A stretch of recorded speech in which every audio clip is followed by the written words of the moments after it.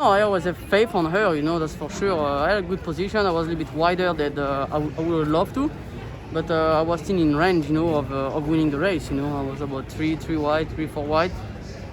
I would have been worried if I was 6, 7 wide, but she proved today she was the best horse. We didn't have an ideal trip since we were a little bit wide, on both turns, but she showed lots of courage, down the lane.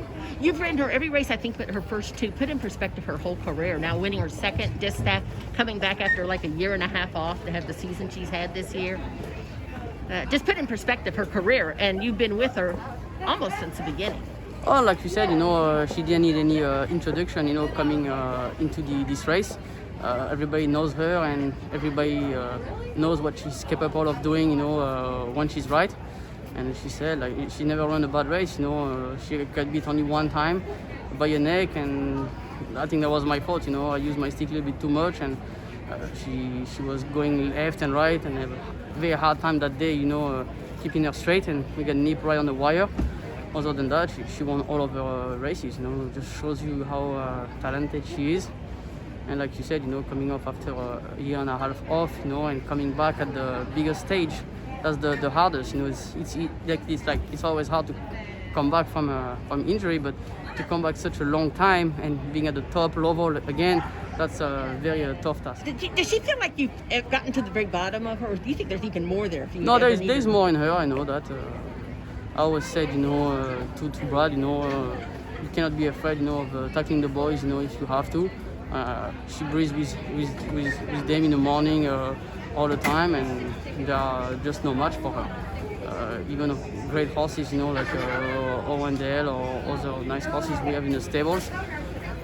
Those are very nice horses, and she just put them away very easily in the morning. It just shows you what kind of talent she has, and I think she's, like I said, she's a filly who always try to do the minimum. You're never gonna see her winning the greats, Songbird or Rachel Alexandra or many other one I forgot, who's gonna win by 10 lengths. She just win by a whole length or two, and that's it. She just shut down, and she knows exactly where the wire is.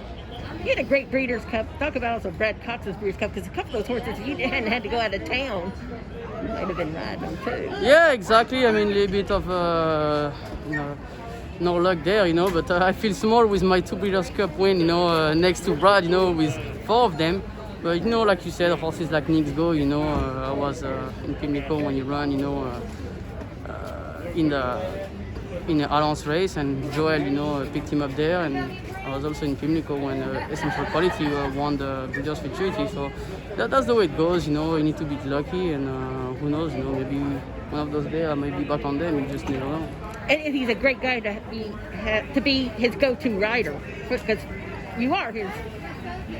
It doesn't always work out that you're on the horse, but yeah, no, exactly. Like we've been sticking together for a long time, and with Brad, it's been a little bit different for myself working with other trainers, because I started running from Brad when he was not doing as great. His first good horse, was a Chocolate Ride.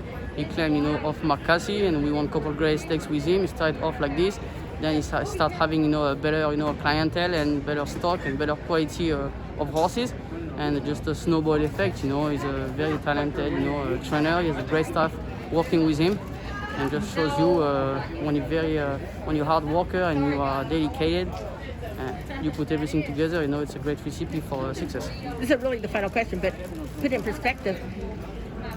It was 2 years ago with Monomoy Girl winning the Ashland. That was his first Grade 1 win, and now he wins 4 Breeders' Cup races in the Breeders' Cup. I was not surprised. I keep telling everyone. Last year when I was injured at the Breeders' Cup, I was working for the French television, and when he won 2 Breeders' Cup with British Idiom and Kofifi, I keep telling them he's the next future star. I just know what he's capable of doing. I know his dedication, and I know his staff, who works with him and they follow him, and it's a team effort, and when you have that team effort and it's locked, you do very big things. You just need to get lucky and have the quality of horses. But now, after this Breeders' Cup, who knows what kind of horses he's going to have in his stable, next year.